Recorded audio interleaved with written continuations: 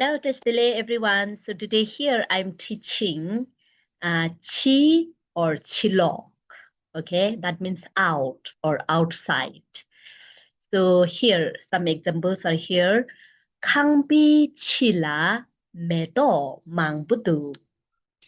So there's many flower outside the house, right?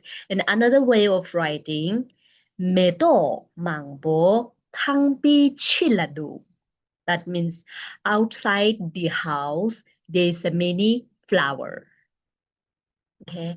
And the next one is Zinkangi chilogla kidu. The dog is outside the classroom. Okay.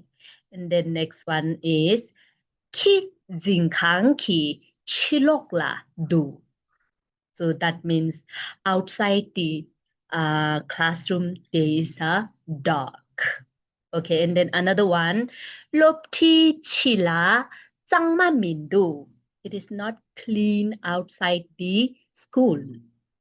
Okay, and the next one is nang or nang lok. So that means in or inside.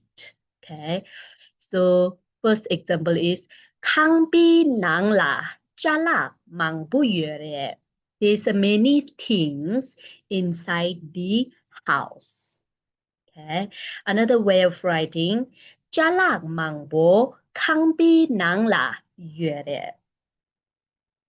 So inside the house, there's many things. Okay. The next one is nga gumbi nang la yue. I am in the class, in the monastery. Okay. Gumbi nang la nga yue. Same. I'm in the monastery. Okay. And the next one is Kangbi nang lo la ning je budu. So that means it's beautiful inside the house. Okay, thank you everyone. And then see you in next video.